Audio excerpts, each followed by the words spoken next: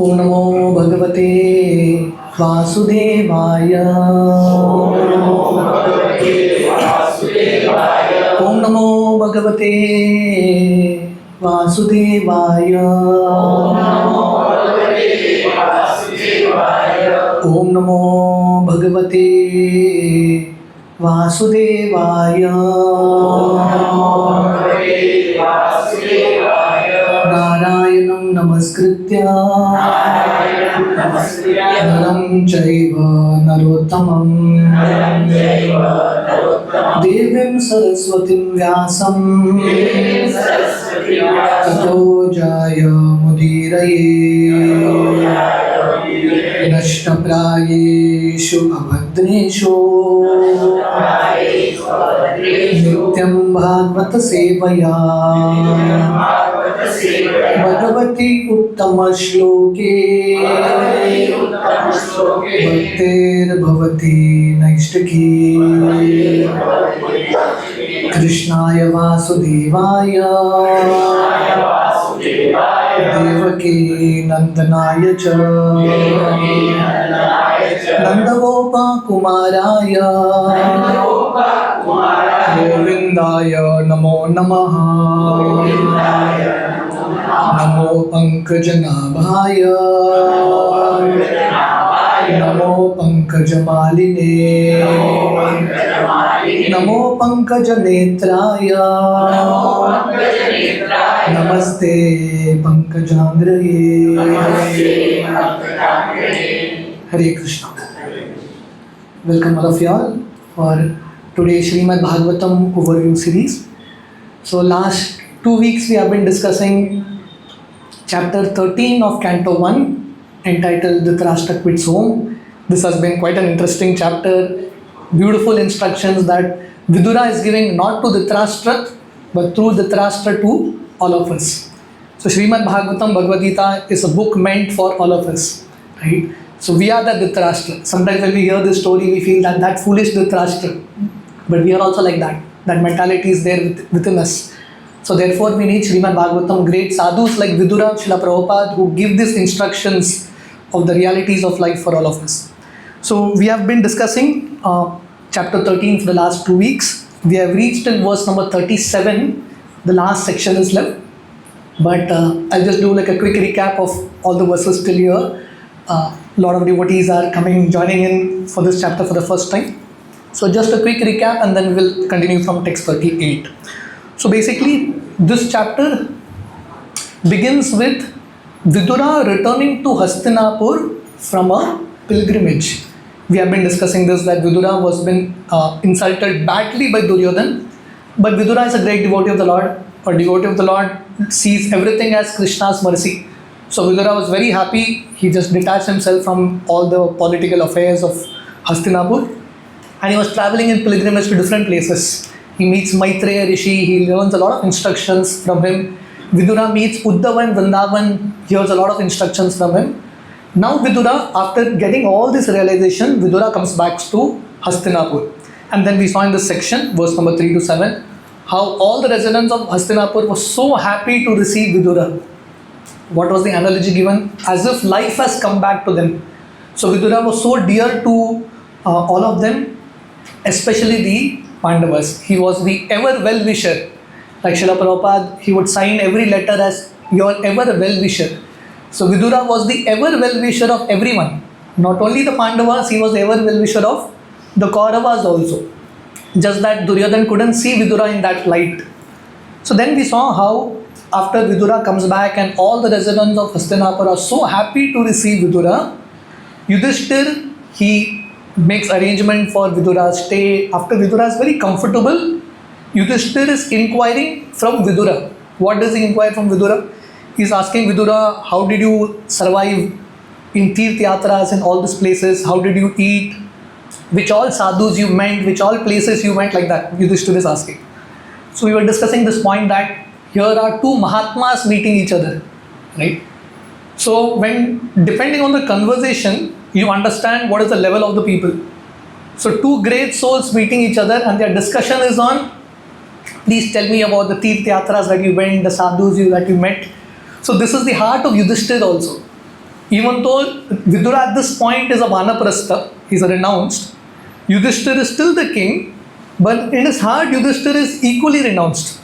Srila Prabhupada, I don't know how many of you all got time to go back and read the purports. Prabhupada mentions that Yudhishthira was as qualified as Vidura, equally qualified. So Vidura tells everything to Yudhishthira. The only thing that he doesn't tell is the annihilation of the Yadu dynasty. So Vidura, after the discussion with Yudhishthira, the Bhagavatam explains, verse number 14 onwards, the main purpose of Vidura staying in Hastinapur, he was already a renunciate. There was no business for him to enter into a city again. The only reason he stayed back was to benefit Dhritarashtra, who was very attached to family life.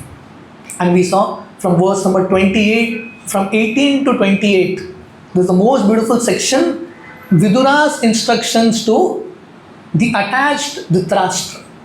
The detached Vidura speaking to the attached Dhritarashtra.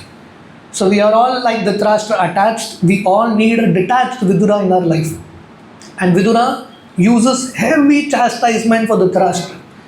Because Vidura understands that a normal Bhagavad Katha is not going to work for Dhritarashtra. So Vidura is using the most heaviest words. But it is all out of compassion and love. Vidura has no sense of envy or malice against Dhritarashtra. It was purely out of love and compassion. So Vidura chastises Dhritarashtra and tells him, get out of here immediately, because fear has already overtaken you. Death is so near you, please get out immediately. And then Vidura tells Dhritarashtra that there is no remedy for death. Because we were discussing this point that Dhritarashtra will tell Vidura, please give me a remedy. So Vidura tells there is no remedy for death. Krishna as Kala has approached all of us. And no force can help one conquer Kala. Today only, I was reading the verses of the Gita. Mrityu sarva haraschaham. Lord Krishna tells in the 10th chapter, I am death. And as death, Lord Krishna takes everything away. If you remember the purport, Srila Prabhupada writes a sentence. What does Prabhupada write? Death doesn't spare anyone. Be he the old Dhritarashtra or the young Yudhishthira. Death comes to everyone. And Dhritarashtra is being told by Vidura, my dear Dhritarashtra, my dear king, because he wanted to hear the word king. So Vidura sarcastically is using the word king. And he tells him, all your relatives are dead. Your father is gone. Your brothers have gone. Well-wishers like Bhishma, Drona have gone. Your sons are dead. Your grandsons are dead. What makes you think that you will not die? This is the most astonishing thing. Ahaniya bhutani gachanti yamalayam sheshastavram ichanti kim maschari athaparam. We are seeing death everywhere. Death in our own family, we are seeing death everywhere. But somehow illusion is such that we feel that it will not come to me, or it will not come to me now. I have sufficient time with me. This is the biggest illusion. So Vidura is telling Dhritarashtra, so many people have died and gone, and you're still so attached. And what are you attached to? You are attached to a life of humiliation. This Bhima, in text 23-24, Vidura tells Dhritarashtra, this Bhima has killed all your 100 sons ruthlessly, and you're eating food from the same hand of Bhima. This is completely humiliating life. Don't need to live a life like this. Better go to the forest and die a death where no one knows about you. That's more glorious. So Vidura is saying, an honorable death is more glorious than an inglorious life, a life filled with humiliation. And then he tells Dhritarashtra, you cannot become a Narottama. Who is a Narottama? A topmost devotee. Dhritarashtra is very difficult to practice bhakti. So he tells him, at least you become a Dhira. And Dhira, Srila Prabhupada explained these terms, right? A Dhira, a Sannyasi, a Narottama. Right? A Dhira means at least you are practicing some level of detachment. May not be pure Vaishnavism, but at least some level of detachment is coming. And he tells Dhritarashtra, don't be a kripana, don't be a miser, please use this human form of life properly. So Vidura gives his best, from his heart, he's speaking such beautiful instructions to Dhritarashtra. And what was the effect? the effect of Vidura's instructions is Dhritarashtra's heart got transformed. Srila Prabhupada writes here, in those days, 5000 years ago, there was one Dhritarashtra. Prabhupada writes, in today, Kali Yuga, there is a Dhritarashtra everywhere. So therefore, Prabhupada writes here, it is so important that we need so many Viduras. There are so many Dhritarashtras, we need a lot of Viduras. That who are Viduras? Viduras are those who are preachers. So Prabhupada mentions here, we will see in the purports, in today's purports also. So Prabhupada mentioned it's so important that devotees take up the movement of preaching and then try to enlighten the attached Dhritarashtra. So Vidura's heartfelt instructions to Dhritarashtra worked. His surgery worked. We were discussing this, what Lord Krishna, what Bhishma, what Vyasadeva couldn't do, Vidura did it. And Dhritarashtra just follows Vidura. If I remember, we discussed this also. Vidura tells Dhritarashtra, don't discuss your renunciation with anyone. If you discuss it with anyone, they will spoil your plans. Just get out now. And middle of the night, Gandhari, Dhritarashtra, they all left. So when they all left towards the north, Yudhishthir, we were discussing this, that Yudhishthir, every day morning, he would begin his day by giving charity to Brahmanas, by doing pujas, by doing worship of Krishna, by going and touching the feet of elders. In the purport, what does Srila Prabhupada mention? Anyone remembers in that particular shloka? What does Prabhupada mention in the purport? Anyone remembers? Prabhupada mentions that this is the difference between a Grahastha 5000 years ago and a Grahastha now. Kali Yuga. So Prabhupada says, how did Yudhishthir's day start? His day started with spiritual activities, meditation on Krishna, giving charity, going and seeking blessings of elders. So Prabhupada says, in today's day, how does a Grahastha's life start? Typically, a modern life. It starts with tea in the bed, without taking bath. So Prabhupada says, from where we have come to where? So Prabhupada says, even on a normal morality point of view, we can learn so much from Yudhishthir. You start a day with spiritual activities. So Yudhishthir, after doing all his rituals, morning prayers, he goes to see Dhritarashtra and Gandhari and Vidura. None of them are there. And Yudhishthir is feeling so bad. Yudhishthir is feeling that it is because of me. Probably, they were hurt with me because of the war or whatever. Therefore, they have left me. They have left us without even telling us. So we were discussing this point that this is a good-hearted devotee, Srila Prabhupada mentions. Even though it was Dhritarashtra's fault for everything, the whole war, the whole mess, the whole thing was Dhritarashtra's fault, but Yudhishthir is not seeing any fault in Dhritarashtra. Yudhishthir is thinking it's my fault. Because of me, they felt bad. Elderly people, how will they maintain themselves? Yudhishthir is feeling too bad about it. So that time he goes and meets Sanjaya. And he's asking Sanjay, my dear Sanjay, you are the secretary of Dhritarashtra. Anything Dhritarashtra would do, he would ask Sanjay, Sanjay, do you know where Dhritarashtra, where Vidura, where Gandhari is? What does Sanjay say? Text 37, we saw this verse. Sanjay Uvacha, Naham Veda Vyavastitam Pitrurva Kula Nandana Gandharya Va Mahabaho Mushitosmi Mahatmabi. So what does Sanjay say? Anyone can read the translation? What is the translation?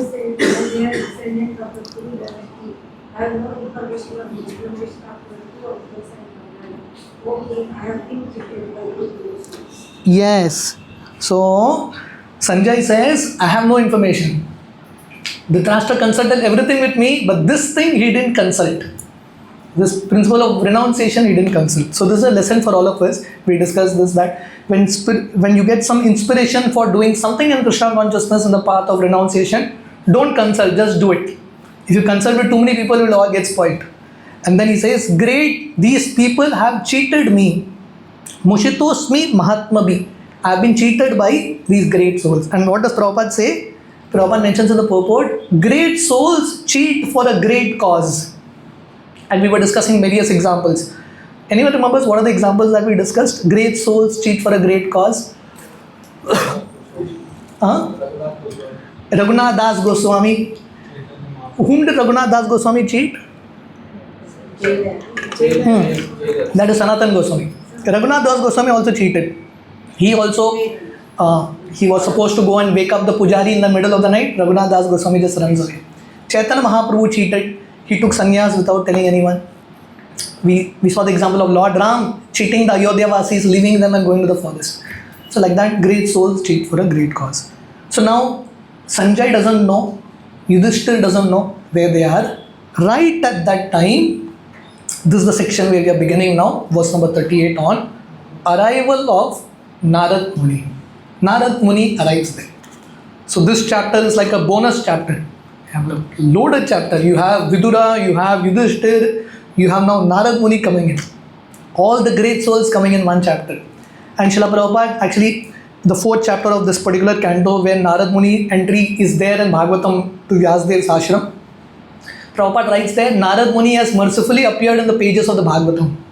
So when we are reading these shlokas, it is actually Narad Muni speaking. If we read it in the right mind frame, we will experience the association of Narad Muni. Many times as devotees we feel, Prabhuji, I don't have association. I mean, Bhagavatam is the best association. You're getting association with Yudhishthir, you're getting association with Vidura, Narad Muni, all this association is there. Srila Prabhupada's purport. We just need to read these books in the right mind frame. We will experience their presence. So Narad Muni arrives there. Text 38. Ata jagamo bhagavan Narada satumburu pratyuthaya abhivadhyaya sanujo virchan munim. So while Sanjay was speaking that I don't know where these people have gone, right at that time Narad Muni arrives. And how is Narad Muni addressed as Bhagavan Naradaha? Narad Muni is also called Bhagavan. And Srila Prabhupada writes here, generally the word Bhagavan is used for Krishna. Narad Muni is Krishna. Why is the word Bhagavan used to him? Used to address him? So Prabhupada writes here, because great devotees like Narada are also supposed to be treated on the level of Bhagavan. Sakshat Haritvena Samasta Shastre. All the scriptures say that Guru, a pure devotee, is to be treated as good as Krishna. He is supposed to be treated like that. Why? Because the mission of both Krishna and pure devotees are same. And what is their mission? To enlighten conditioned souls. Why does Krishna come in this world? Lord Krishna comes basically dharma samsthapanarthaya, to establish dharma, to give the process of bhakti, right? To make conditioned souls into devotees. Prabhupada writes here, people in this world are diseased condition. To treat them is the function of Krishna and pure devotees. So therefore, Narada is also addressed as Bhagavan. And Prabhupada writes here in the purport, pure devotees like Narada have no other business except singing the glories of the Lord along with his Veena, Tumburu. So that's their only business, just singing the glories of Krishna. So right at that time when these people are in doubt, Narad Muni arrives there. And when Narad Muni arrives there, the Yudhishthir Maharaj, the Pandavas, they get up from their seats and offer obeisances. So this is a great king. Yudhishthir is the Samrat of the entire world. But when he sees a sadhu, he gets up and offers respects. So this is Vedic culture where Vaishnava sadhus are given that kind of respect. So Yudhishthir is offering respects to Narad Muni. So this is in this particular chapter, we are seeing a beautiful relationship between Vaishnavas. We saw the relationship between Vidura and Yudhishthir. Now we are seeing the relationship between Pandavas, all great devotees of Krishna, with Narad Muni. Text 39. Yudhishthira uvacha Naham veda gatim pitro Bhagavan kva gatavitha Amba vahata putrartha Kvagata cha tapasvini.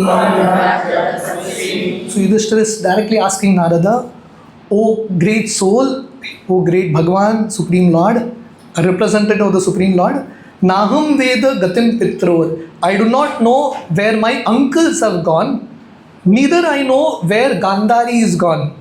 And Gandhari, Yudhishthira is feeling more sorrow for Gandhari because she has lost her sons.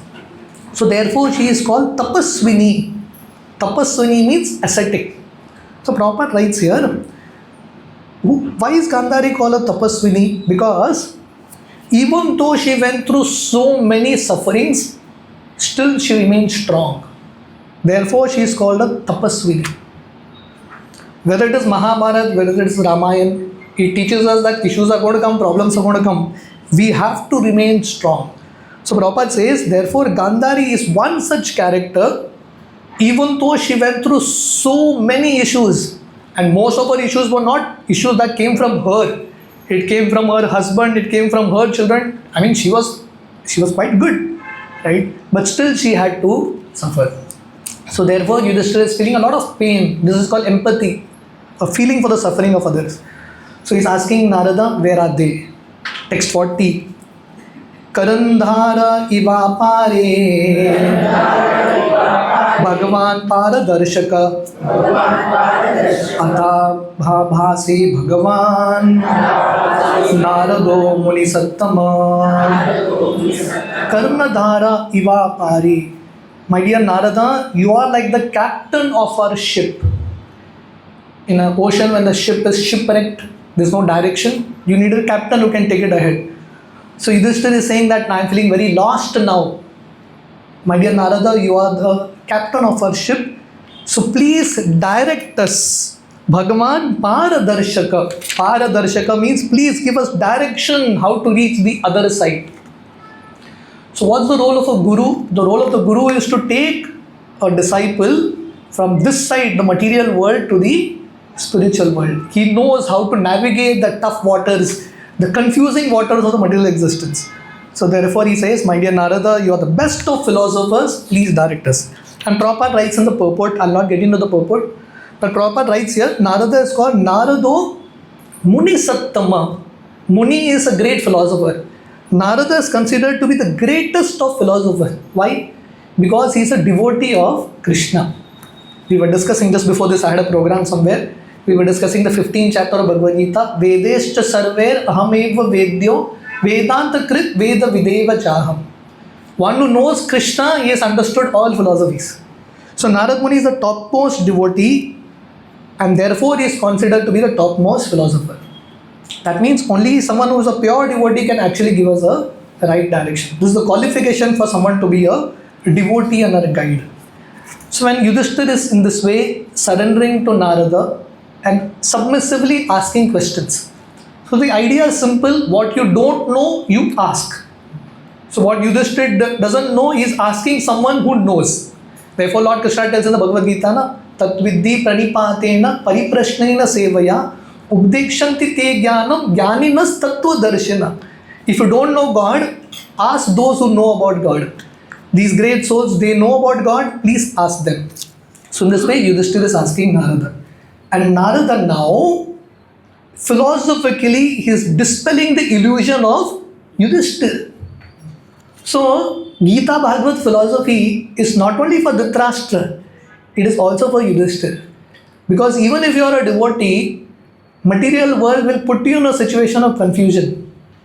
It's not that Arjuna heard Gita once. We will see in the next chapter. The next chapter, chapter 14, is Lord Krishna's disappearance.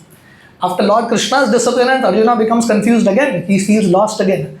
And he takes shelter of the wisdom of Gita, and Arjuna gains his composure again. So therefore, revisiting these books again and again is important for all of us. So even a great devotee like Yudhishthira also falls under illusion by Krishna's mercy, and he also needs a guru who can dispel his illusion. So now Narada, from text 41, he begins his instructions. Narada uvacha ma kanchana shucho rajan yadishvara vasham jagat loka sapala yasye me vahanti balingishitu na samyunakti bhutani sa eva vyunakti cha. So Narada says, Ma kanchana sucho rajan. My dear king, na shucho, that means do not lament. Do not cry, do not lament. And this is the same instruction that Lord Krishna gives Arjuna. The first instruction that Lord Krishna gives Arjuna is, do not lament. Asvachan anvasvachastvam pragyavadam cha bhasase. Gatasun agatasuncha nanu shochanti pandita. Same thing. Nanu shochanti. Do not lament. Same instruction Narada is telling Yudhishthir. Ma kanchana shucho rajan. In every situation, do not lament. Do not cry. Do not become depressed. What does lament mean? Do not cry. Do not become depressed. Why? Yat Ishvara Vasham Jagat. Because everything is under the control of Krishna. Don't think that you are the controller. Everything is under the control of Krishna. Loka Sapala Yasyema. Including the greatest leaders. It's not that only small people are under the control of Krishna. Even the greatest leaders are under the control of Krishna. And Prabhupada writes in the purport, by Krishna's will, people move from one place to another. Vahanti balim ishitu. Sa samyukti bhutani sa eva vyunakti cha. So that same Krishna, that supreme controller, what he does, he brings people together and he disperses them. Right? Like sometimes now you have children play with ants, you bring two ants together and then you put them. And these ants have no idea what's happening. Similarly, Krishna brings people together and Krishna separates them.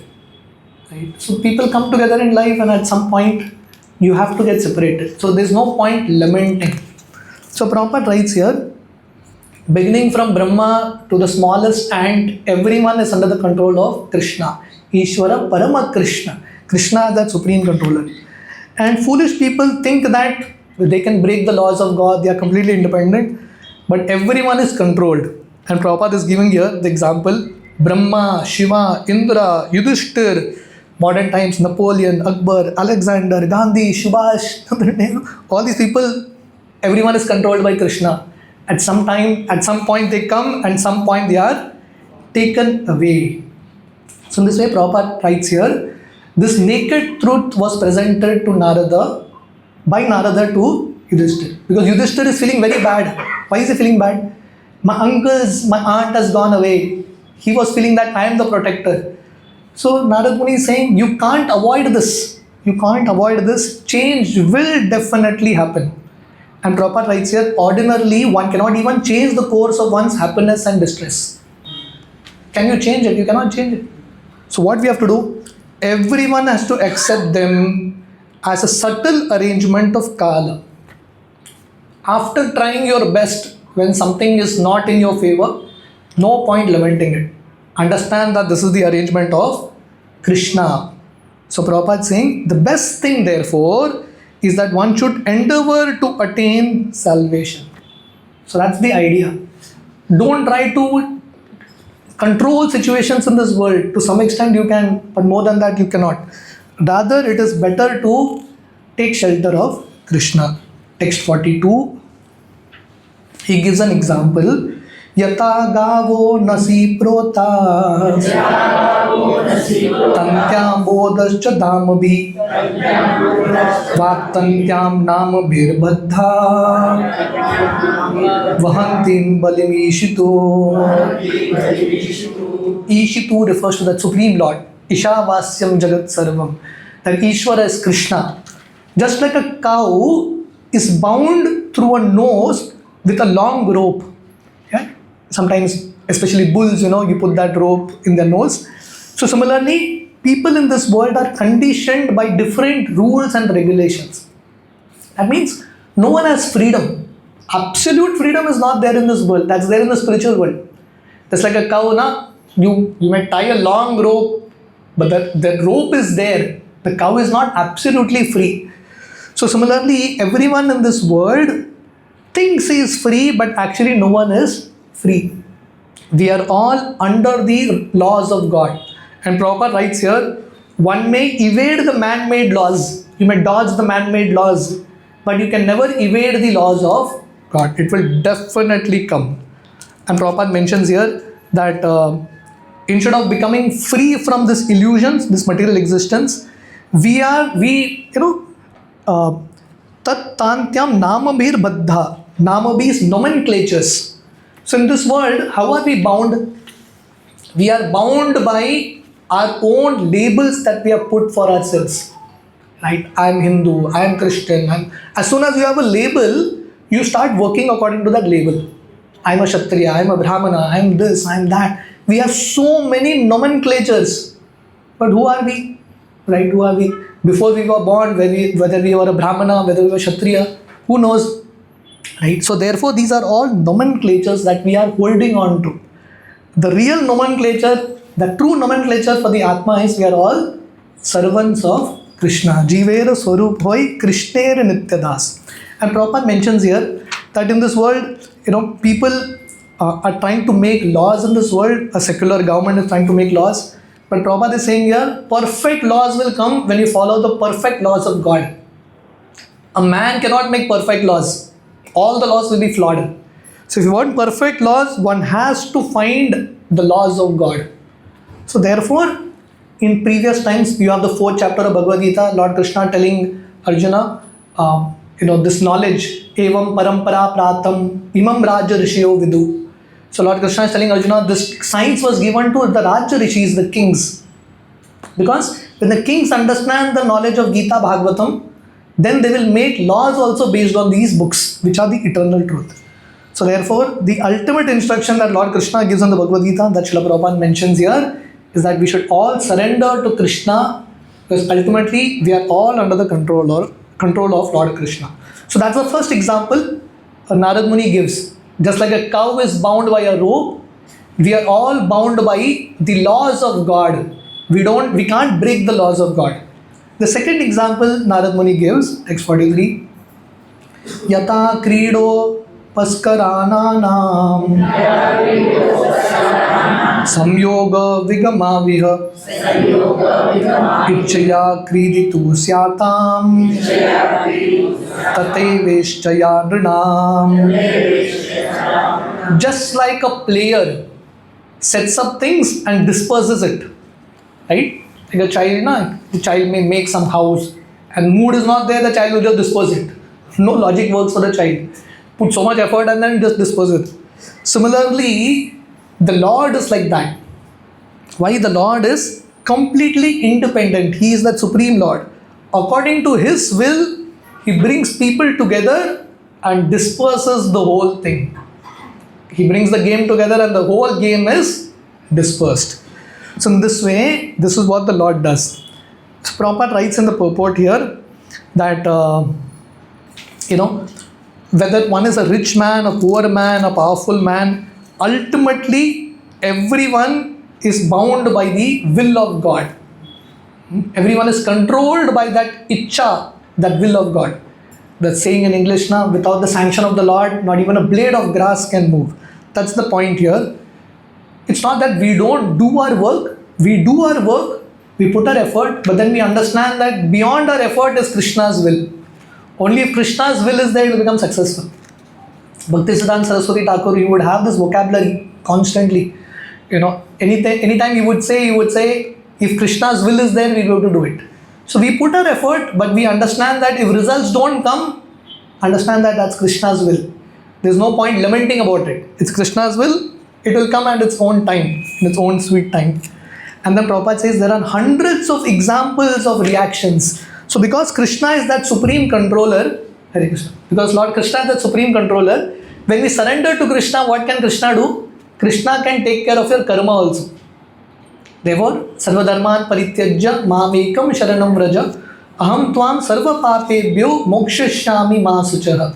Krishna can take care of all our karma. So therefore, what we do, Prabhupada writes here, because Krishna is that Supreme Lord, anyone who has surrendered to Him, Krishna has taken care of the devotee's karma. So intelligence is to surrender to Krishna because He is that Supreme Controller. Text 44. Yanmanyase dhruvam lokam adhruvam va na chobhayam swarta nahi shochayaste snehat anyatra mohajat. Narad Muni is telling, my dear king, in all circumstance, don't lament. Sarvata nahi sochaste. Do not lament. In all circumstance means, Narad Muni is saying, many people have different perspectives of seeing life, many philosophies of seeing life. One may feel, one philosophy, the Gita philosophy is that the soul is eternal. Matter will perish, the soul is eternal. So Narada Muni is saying, if you see it from that perspective, if the soul is eternal, the soul of your uncles and aunt will remain eternally. Matter will anyway perish. What is the need for lamenting? The same understanding Lord Krishna gives. And if someone thinks that there is no soul, everything is matter. If people think that there is no soul, everything is matter, then also there is no need to lament. You have a pot of a mud pot. When it breaks, do you lament? No. Matter will anyway break at some time. It will anyway get destroyed. Matter will change from one form to another. We don't lament for a change of matter. Do we lament this form has changed to this form? We don't lament. So Narada Muni is saying, even if you think that there is no soul, everything is matter only, still why you are lamenting? Why lament for matter? Right? You don't lament. And if you think that this world is a combination of spirit and matter, still there is no need for lamentation. So basically Narada Muni is saying, you see it from any perspective, there is no need to lament. So this is the understanding. And Narada Muni is saying here, feelings of separation are only illusion and nothing more. When someone goes away, you feel a lot of separation. So Narada Muni is saying, what is a lot of separation? And definitely the feeling will be there, but nothing in this world is going to be eternally like that. The change, what is the rule in this world that energy changes from one form to another? It has to change. The change is there. So there is no point lamenting in either case. Text 45. Tasma jahi anga vaiklavyam ajnana kritam atmana katam tva anatha kripana varte ram techamam vina.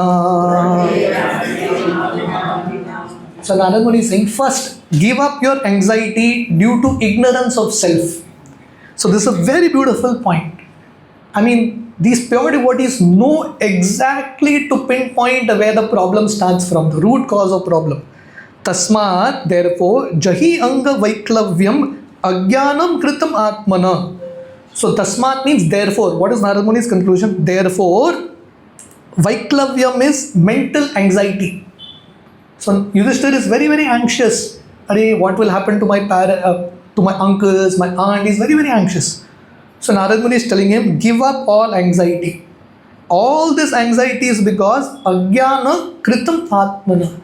Because you have forgotten who you are and you have forgotten who your uncles and aunt are. You are thinking in the bodily level, therefore you are filled with anxiety.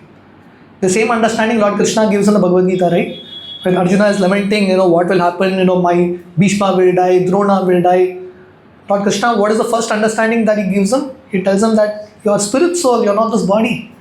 You lament for a body, why you are lamenting for spirit which is eternal? So in this way, the root cause of our anxiety is ignorance of self. Ajnana. We have forgotten who we are. Therefore, we are lamenting, we are stuck in this world. So therefore, understanding spiritual knowledge, Gita Bhagavat knowledge, is just not a matter of leisure. It is something that is very important for us if you want to navigate the anxieties in this world. And then Narada Muni, this is the first point he is telling him, give up your anxiety because your anxiety is because of ignorance of your soul and the souls of your uncles and aunt. And second thing, katam tva anatha kripana varte ram techamam vina. Yudhishthira is thinking, how will they survive? Old people, without me, how will they survive? Narada Muni is thinking, this is another bigger illusion. Very big ego. That you are the one who are taking care of them. There is this example, real story in the life of Sridhar Swami. You have heard of Sridhar Swami? Sridhar Swami is one of the original commentators of Bhagavad Gita. Prabhupada dedicates his Bhagavad Gita to Sridhar Swami Baldev Vidyabhushan. Sridhar Swami at one point, he wanted to take sannyas. He wanted to leave his house and go. Right at that time, his wife gives birth to a child and she passes away. Sridhar is thinking, just now I thought I want to take sannyas. Now wife has passed away, this small child is there, who will take care? That time, you know what he saw? He saw one small lizard being born. And as soon as the lizard was born, it put out its tongue and ate one fly. Sridhar said, who taught this lizard? just born now, which school it went to, immediately it knows how to eat. So Sridhar at that point just left. Krishna will take care. I mean, that's a very high level of renunciation. But the idea is that, I mean, at some time you have to have some faith in Krishna. Anyone who has taken to the path of renunciation, it's never happened that everything has been perfectly set and then you go. You have to take that leap of faith. It's always like that. So, Narad Muni is telling Yudhishthir that don't be in illusion that you are protecting them. Who's protecting them? Krishna. Right? You know, in those days when the communist rule was there in Russia, these people would make people into communist atheists. You know how they would do? You know, people would go to church. And what do people pray in church? Oh God, give us our daily bread. That's how they pray. So people would go to church, pray to God, they would come out, and this communist would be standing there. Did God give you your bread? No.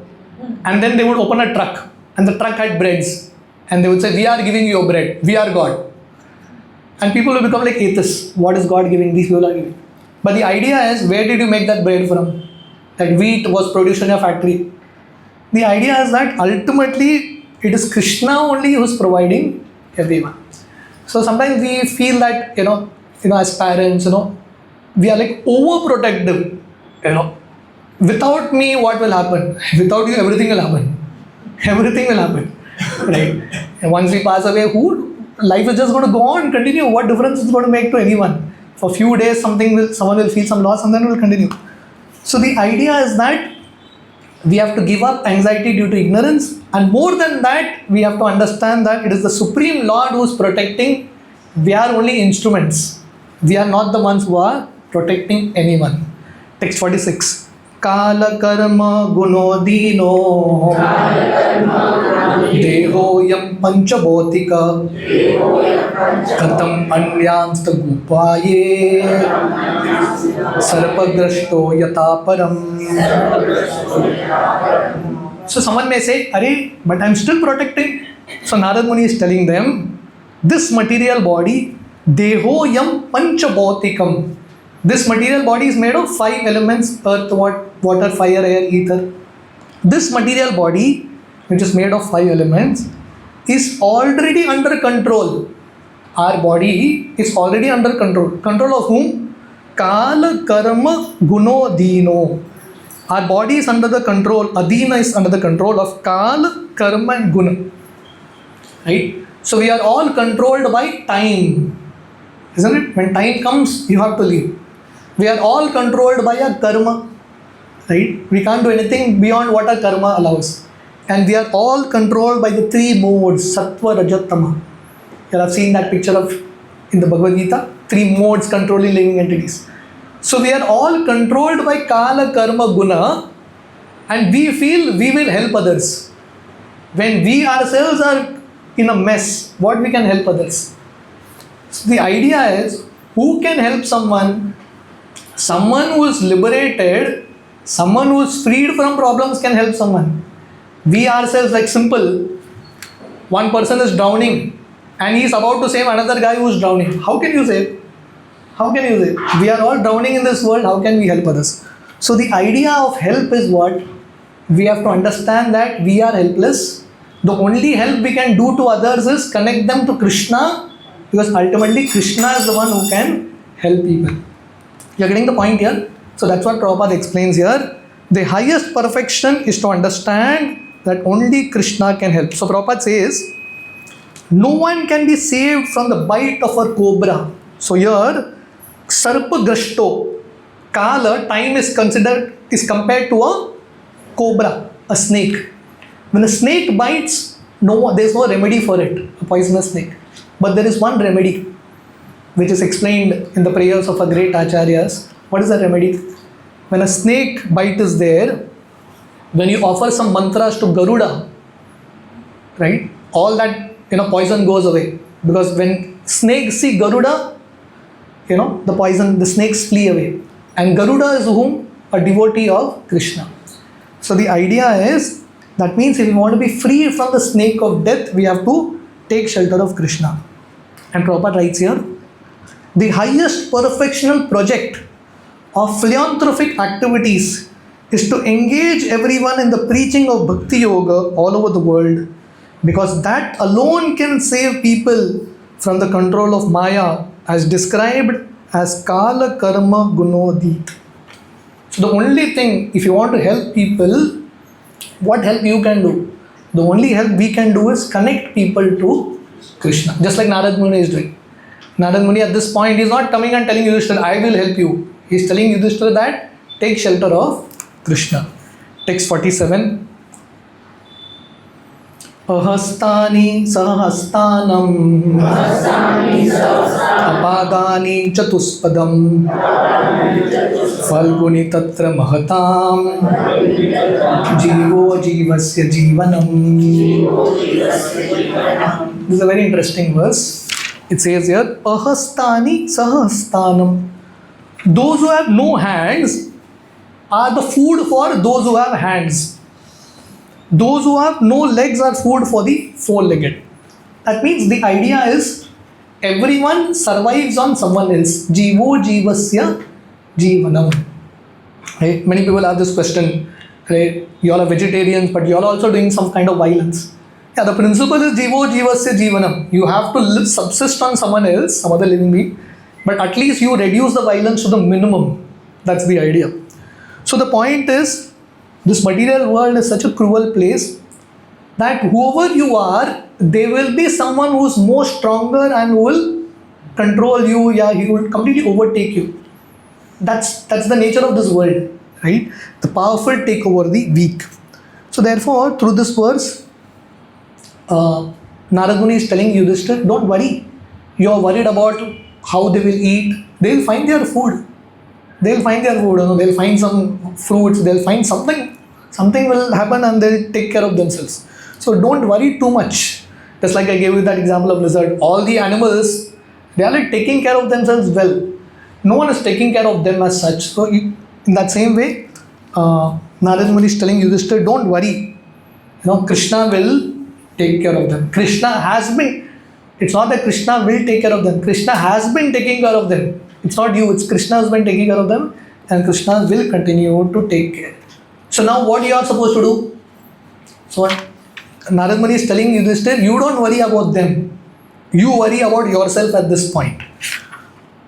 Text 48. Tad idam bhagavan rajan eka atmanam swadrik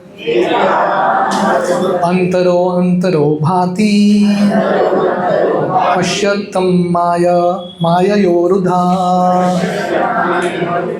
Therefore, my dear king, tat idam bhagavan rajan ek atmanam swadrik. So that means, my dear king, you should look only towards that Supreme Lord who is one without a second. And this Supreme Lord manifests himself within and without through his different energies. Right? So the idea Narad Muni is telling him is, don't worry about them. You have done your duty of taking care. You have done your duty. At this point, they will take care of themselves. Don't worry about them. You focus on that Supreme Lord. So this is the idea. The Varnashram system is, when someone reaches the age of 50, you retire. You retire means you pass on your family, someone will take care, and you move on. So that you focus on that Supreme Lord. And here it said that Supreme Lord, how does he help us? He helps us both within and without. How does the Lord help from within? As the Paramatma. Sarvasya chaham hridi sannivishto matasmritir jnanam apohanamcha. The Supreme Lord is there as Paramatma. From within he is helping us. And from without, that same Paramatma comes in the form of Guru, Sadhu, Shastra. These are three ways we can understand what is Krishna's instructions for us. Right? So Krishna, Paramatma is there, but how many of us can connect to that Paramatma within? So therefore we have Guru, Sadhu, Shastra. Take shelter for Guru. When Guru is not there, you will have some sadhus. When sadhus are not there, you definitely have a Shastra. So when you take shelter of these things, it is Krishna who is giving you guidance. So Krishna's guidance is always there. So Yudhishthira Maharaj, I'm reading the last part of this paragraph. Yudhishthira Maharaj is advised by Narada, therefore, not to be disturbed by the affairs of so-called happiness and distress, but to look only unto the Supreme Lord, to execute the mission for which the Lord has descended. This was his prime duty. So Narada Muni is telling Yudhishthira, don't focus on happiness and distress. And these emotions will come and go. Right? Not so important. Very temporary. What you're supposed to focus on is on that goal, on that mission. Why we have come here? Why has the Lord sent us here? What is our mission? We have to focus on that mission. That's our prime duty. That's what Narada Muni is telling. Text 49. Soyam adya maharaja Bhagavan bhuta bhavana Kala rupo vatirno syam Abhavaya suradvisham. So someone may say, what's the mission of the Supreme Lord? So here, that Supreme Lord, Shri Krishna, he comes in this world as time, in the guise of all-devouring time. Kala rupa vatirno syam. And what does the Lord do as time? Abhavaya suradvisham. Sura is demigods. Dvisham is those who are envious towards demigods, those who are demons. The Lord as time eats all of them. So Prabhupada writes here, there are two classes of human beings. One is Sura and what other is Asura. Sura means one who is obedient to Krishna, and Asura means one who is envious, one who doesn't follow Krishna. So what does the Lord do? The Lord ultimately is the father of both. The Lord is the father of Sura and Asura both. But what does the Lord do? Those who are envious, the Lord destroys all of them. And that's what Lord Krishna has done, right? In the 11th chapter of Bhagavad Gita, Vishwarup Darshan, what does Arjuna see?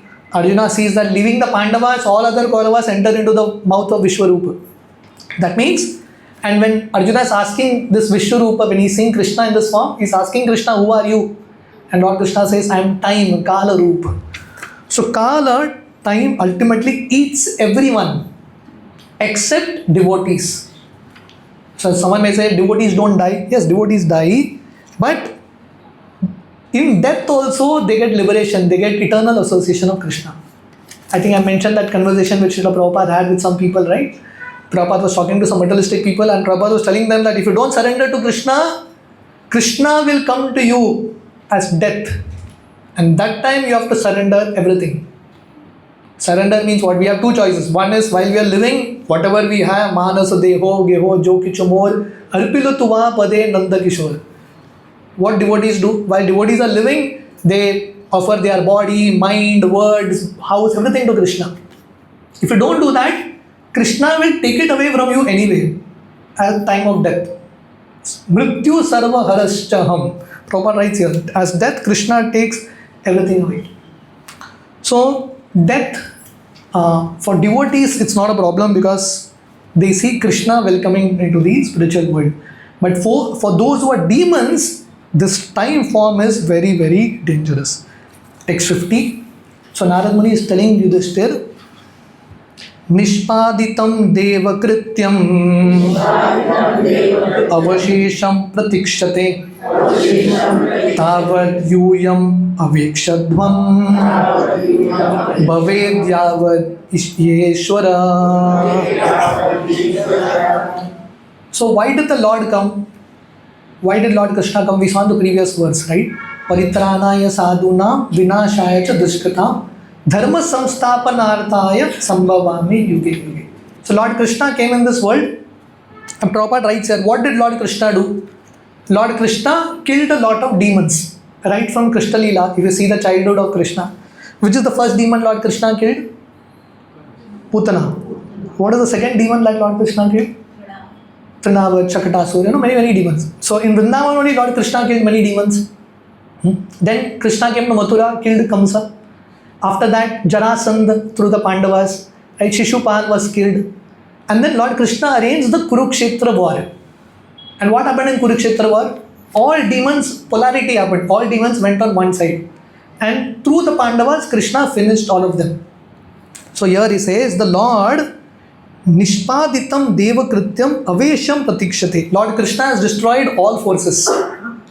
The only one who is left now is the Yadu dynasty.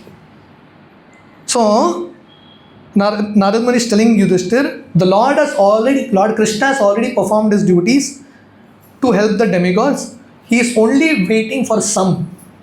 And this is the indication that Lord Krishna is waiting for the Yadu dynasty to get destroyed. And after the Yadu dynasty is destroyed, Lord Krishna also will depart. So that time Narad Muni is telling him, Yudhishthir, forget about your uncles. Krishna will take care of them. You rule till when? As long as Krishna is there in this world, you rule. After that, you also leave. Leave, so everyone has to do. After that, you also leave. So Prabhupada writes here, Narad Muni is giving a hint to Yudhishthir that your time is also going to come very soon. This is chapter 13, na? Chapter 15 is Pandavas also leave. Right? So these are indications basically. So Narad Muni is coming and giving an indication to them that your time will also come very soon. You don't worry about them. You also get detached to follow in their footsteps. Text 51. So now, after philosophically telling Yudhishthir, what was Yudhishthir's question? What did Yudhishthir ask Narada? Where they have gone.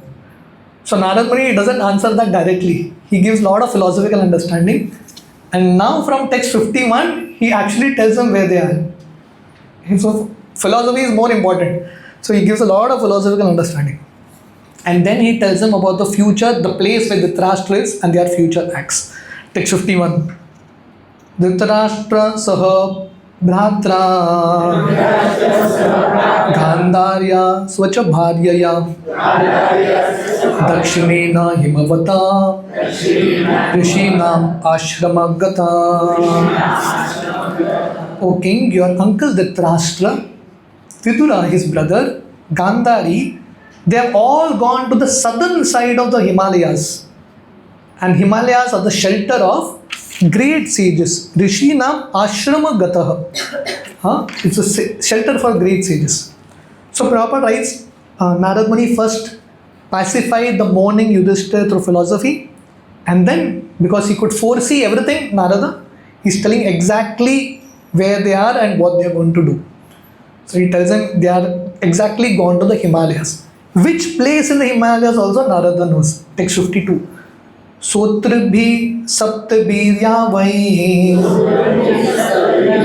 Swarduni saptadhavyadhat Saptanam pritiye nana Saptastrota prachakshate. So Narad Muni tells on the southern side of the Himalayan range is a place called Saptasrota. And this place is called Saptasrota because there Ganga divides into 7 branches.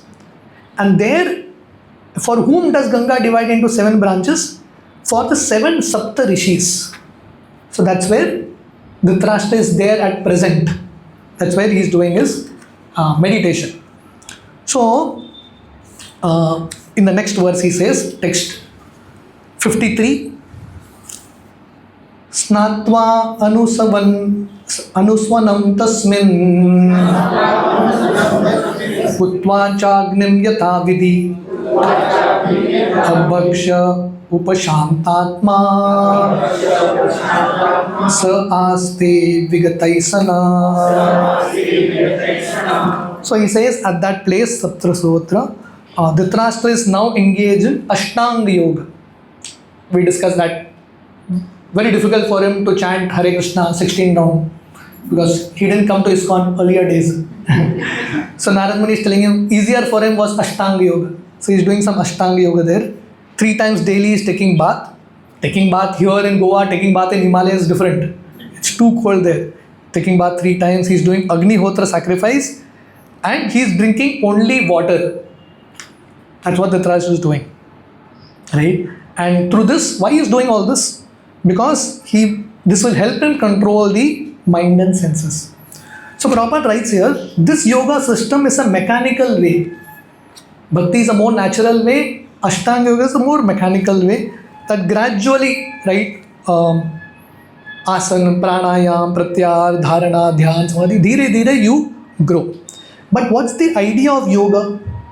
Whether it is bhakti yoga or ashtanga yoga, the idea is that pratyahar, gradually you become detached from your material attachments. So Prabhupada writes here, material existence means accumulating more and more attachment. First body, then family, wife, house, this, that, go on, you increasing your attachment.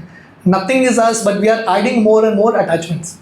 At least towards the end of the life, the layers have to slowly decrease. The detachments have to come. That's the idea. So Prabhupada writes here, this is very different than the modern day yoga. Right? The idea of yoga means just not some exercise, some this, some that. That idea of detachment has to be there. So Prabhupada writes here, this is what Dhritarashtra was doing, Ashtanga Yoga, gradually, because his whole life was, his purpose in life was to increase family affairs. Gradually he is detaching. And then Prabhupada says, by the grace of Vidura, Dhritarashtra is now coming to a point where he is just drinking water and slowly practicing some sort of spiritual life, getting attached to Krishna. That's the idea. That this Dhritarashtra was so attached, now gradually is, winding up. Basically is getting detached and moving towards Krishna. Text 54. Jitasano jitashvasha pratyata sad indriya hari bhavanaya dvashta raja sattva tamo mala. So this is the idea of yoga system. One who has jitasano jitashvasha. Jitasana means asana. One who has perfected asana. Jitashvasha, one who has perfected pranayam. In Ashtanga Yoga, what are the lower limbs? Yam, Niyam, Asan, Pranayam. Right? So after you do this, after you have perfected asana, perfected breathing, then what happens? Pratyahara sad indriya. Pratyahara means to withdraw within. That's the idea. Ahara means food. The senses are searching for food. So Prabhupada writes here, Ahara means food. The mouth wants some food, the eyes want food, every sense has its own food. The senses are active searching for food. Yogi, when he advances, he brings his senses within. Pratyahara sat indriya. And then what do you do? Hari bhavanaya dvashtaha. Then you become slowly attached to Krishna. You turn your senses towards Krishna. Krishna who is within, you turn your senses there. And when you do that, what will happen? Raja sattva tama malaha. Then the impurity of goodness, passion, ignorance will go away. We understand that passion and ignorance is impurity, but goodness is also an impurity. All this gradually grows away by the process of Ashtanga Yoga, gradually. But this thing happens very easily in the path of bhakti. How does it happen? We saw in this canto, 2nd chapter, you keep hearing Shranvata Swakata Krishna Punya Shravana Kirtana Hridayam Tastohi Abhadrani Vidunoti Suratsatam. And when you keep doing that, Tada Rajastamo Bhava Kama Lobha Dayas Chetireter Anaviddam Stitam Sattve Prasidati Evam Prasanna Manaso. Gradually, right? So this Ashtanga Yoga may take a lot of time, mechanical process, but Bhakti Yoga, someone comes to Bhakti Yoga, very soon Raja Tama Mala impurity go away and one's senses becomes more and more attached to Krishna. So the idea is the same. Whether you're practicing Ashtanga Yoga or Bhakti Yoga, you have to come to a point where you withdraw your senses inside and focus on Krishna. So now, someone may say, so now, what was Yudhishthira's question to Narada? What did Yudhishthira ask? Where are they? Right? So, Narad Muni has given the answer. Okay? So now Yudhishthira will be thinking, okay Narada, now you have told me where they are, I will go there now to bring them. So Narad Muni in the verses ahead, he tells them, don't go. By the time you reach there, they are already going to die. 5th day from now, they will burn themselves. Don't worry. And Yudhishthira will say, okay, I'll have to go at least to bring their body back. Narad Muni tells, no. He will do his final rites himself. The body will get burnt on its own. You don't even have to go for that. You focus on your, after 2 chapters, what is going to come to you, you focus on that. That's what Narad Muni tells him. Text 55. Vijnanatmani somyojya kshetragya pravilapyatam brahmani atmanam adhare gatambaram ivambhare. So Narad Muni tells him, Dhritarashtra, because he's practicing this mechanical yoga, he will have to amalgate. What he'll have to do? By his pure intelligence, he will have to amalgate his pure intelligence with his pure identity and merge all the other elements into the Mahat Tattva. So Prabhupada writes here, what's the understanding? So when the Atma comes to the material world, the Atma comes as pure spirit. But as soon as it comes to the material world, it takes a body of 5 material elements, Pancha Bhautikam, and also mind, intelligence, ego. The idea of liberation is one has to get liberated from all these identities. Merge air into air, fire into fire, ether into ether, and then as pure spirit you get liberated. So this is what Dhritarashtra will have to do mechanically. With his intelligence, he'll have to disentangle himself. And then he'll have to go back to the spiritual world. And Prabhupada mentioned the same thing, that for a pure devotee it's much more easier, because a pure devotee is already on that spiritual platform continuously thinking of Krishna. Right? Text 56. Dvashtamaya gunodhargo nirodha karanashraya nivartika akilahara aste stanor ivachala tasya antarayo maivabhu sanyasat kila karmana. So Narad Muni is telling Yudhishthira that this is what he will have to do. Primarily, he will have to get rid of all the 3 modes, and he'll have to reach the stage of nirguna. So we saw the 3 modes are binding us. So you have to come to the platform of nirguna. Nirguna means without 3 modes. And that happens while we practice bhakti very easily. So Prabhupada writes here, bhakti is therefore nirguna, attained by direct contact with the Absolute. That's the idea. And then, as I told you, Yudhishthira will say, let me go now. Narad Muni is telling in answer to that, text 57, Sarva adyata nadrajan prata panchame hani kalevaram hasyati swam chatat bhasmi bhavishyati. So this is Narada's prophecy, bhavishyati. So he says, my dear king, most probably 5 days from now, Dhritarashtra will quit. By his yogic power, he will increase the fire, and from his top of his skull he will quit, and his body will turn into ashes. So Prabhupada writes here, so Yudhishthira need not go there to bring him back, and need not go there to even perform the final rites. It's already done on its own. Text 58. Dhayyamane agnibirdehe pratyopatni sahotaje Mahi stita patim sadvi tam agnim anuvikshati. So Dhritarashtra at this point, he will be in a little cottage, small kutia made of thatched leaves, and his body is burnt. So when his body is burnt, the whole hut also burns. And Gandhari, at this point 5 days later, Gandhari will be outside seeing her husband burn. So when Gandhari sees this, she will also enter into that fire. So she will also end her life. So Prabhupada writes about the sati ritual, that in those days it was happening. These days it's very difficult. But the idea of sati is, the wife feels that I cannot, living in separation from my husband is more painful than fire. So she will just voluntarily embrace that same fire of her husband. So what will happen to Vidura at that time? Text 59. Vidurastu tad ascharyam nishamya kuru nandana harsha shoka yutastasma ganta tirtha nishevaka. So both these Dhritarashtra and Gandhari's passing will happen right in front of Vidura. And Vidura, what is happening to Vidura at this point? Harsha Shoka Yutas Tasmat. Vidura will be affected by delight and grief. And seeing this, he will just leave and go to his Tirth Yatra. He will continue. So why will Vidura feel happy and distressed together? Prabhupada writes here. Happy because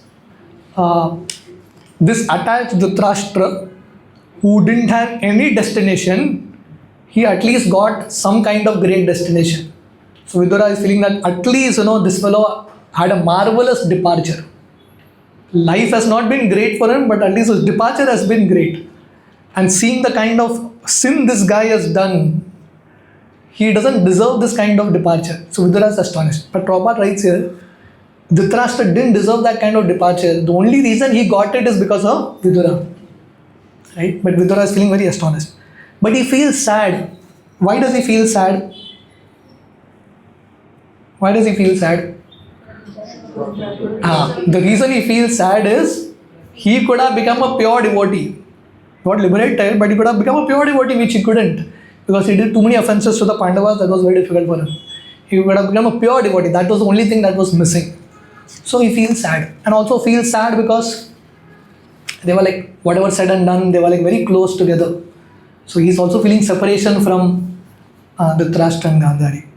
And Vidura continues on. Text 60, the last verse of this particular chapter. Iti uktva ataruhat swargam Narada sahatumburu Yudhisthiro vachastasya Hridi kritva jahachucha. Vidura also leaves. Narad Muni speaking all this, Narad also leaves. So this is the idea that great sadhus come, they give their instructions and they leave. Now Yudhishthira you follow. So Yudhishthira kept the instructions of Narada to his heart, and he was able to get rid of all lamentation. Yudhishthira vachastasya hridi kritva jahachucha. So when you get instructions from great sadhus, you have to keep it in your heart. If you allow it to pass away, then there's no point, right? So when we hear, it's not that we hear and it comes out from the other ear. When we hear, it should actually go to the heart. And there has to be some retention in the heart, some transformation in the heart. So Yudhishthira is so sincere, he's holding on to that instructions. And then Narada goes away.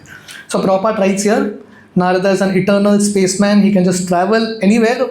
And then Prabhupada says, we saw the previous life of Narada. Where was Narada, son of a maid servant? Now he's become that great Narada. And all this freedom was achieved because he had association of great souls. So Prabhupada says, therefore, we should all try to follow in the footsteps of Narad Muni. And what does follow in the footsteps of Narad Muni mean? We should all try to engage in the process of preaching Krishna consciousness. In this way, we will also attain such a great destination. So this is a very beautiful chapter. In summary, this one slide of the entire chapter, 60 verses. So we saw the first section, verse number 1 to 7 is Vidura returning to Hastinapur from his pilgrimage. 8 to 13 is the conversation between Yudhishthira and Vidura. Yudhishthira glorifying Vidura, Tirthi Kurvanti Tirthani, or the personification of holy places. And then Vidura's main purpose in coming to Hastinapur was to deliver the Dhritarashtra. 18 to 28 is the instructions, the chastisement of Vidura that he gives the Dhritarashtra. And then 29 to 37 is the Dhritarashtra Gandhari leaving along with Vidura, Yudhishthira lamenting. And the last section that we saw today, 38 to 60, is Narad Muni shattering the lamentation of Yudhishthira to his instructions. Thank you very much. Hare Krishna. Srila Prabhupada ki jai. Anyone has any questions, any comments? What happens to Vidura? What happens to Vidura? Any mention is there later? I'm not very sure. I don't think so. But at some point, Vidura also leaves. He also leaves. I mean, his life is also done now. Prabhupada writes that they have seen like too much pain, So what else is left? So at this time, he also traveling in holy places. At some place he leaves. But exactly where does he leave? I don't think so. It comes in Bhagavatam. Actually, Vidura and Yudhishthira both are Yamas. Correct. We discussed that, yeah. So how can two people? Yeah. So Vidura is considered Yamaraj and Yudhishthir is considered to be like the son of Yamaraj, you can say like that. Yeah. Question. In this chapter, Yeah. Kunti is not mentioned. Kunti, yes. Kunti is still not come. So I think we'll wait for the chapters ahead to see. But somewhere I did read that Kunti also, because now the next chapter is Krishna's departure. After that is Pandava's departure. So I don't think so Kunti stayed back after the Pandavas. There is no mention. But let's just see. We'll keep it as a suspense. She went along with She went along. Somewhere I have read my clear understanding that she was there at this point. But it doesn't come here. Let's wait and see the chapters ahead. Yes. Probably I just want to know brahmacharis, no? They do they do their rituals which has to be performed after death before only when they become a brahmachari. That is sannyasi. सन्यासी Yeah. तो फिर उसके बाद भी उनका क्यों करते हैं? नहीं करते ना, उनका नहीं नहीं करते. करते हैं. सन्यासी इसका नहीं करते, उनका समाधि बना देते. वो लोग पहले ही जब संन्यास लेते हैं तभी सारा कुछ कर लेते हैं. Yeah. It's a social death basically. All that pindadan and all this. Why they do it, Prabhuji? And they're detached, no? That is a sign of detachment. Yeah. That means they don't have any, that means their body is completely in the service of Krishna. They have basically cut all family connections, basically. That's the idea. No one needs to do it for them. Yes. In Mahabharata, there may be mention of all this in detail. No? Yeah. You read Mahabharata. Yeah, for sure. Yeah. Saturday, Prabhuji and Mati, they are doing Mahabharata series. So somewhere you'll find some reference. Some questions should be unanswered so that we do some little research work. If all questions we answer now, next session no one will come. So some questions for the future sessions. Yes, Mataji. How one person or one should understand that when that time comes in his life to take the renunciation, how to? The time has already come only.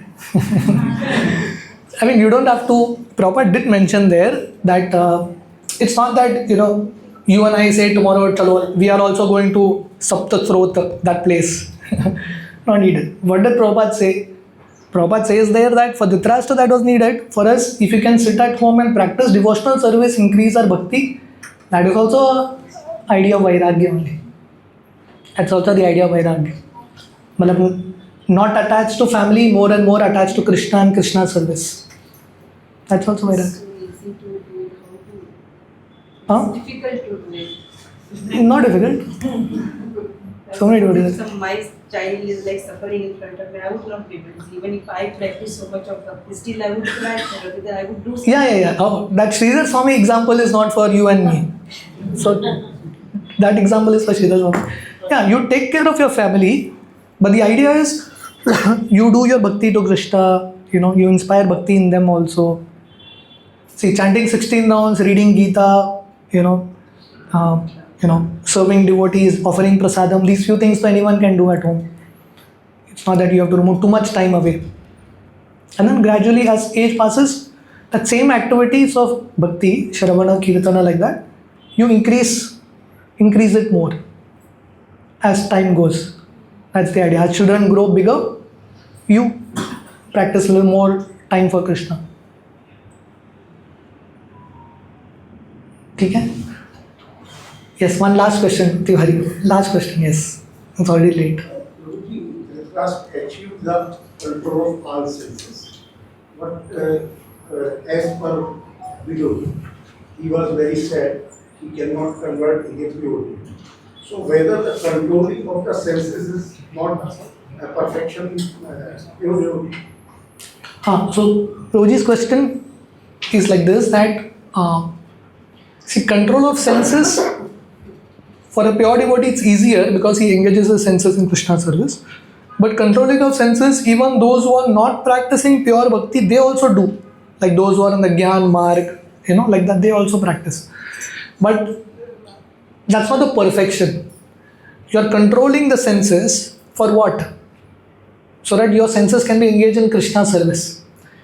So those who don't have bhakti and they practice renunciation, they only stop material activities, but they don't add spiritual activities.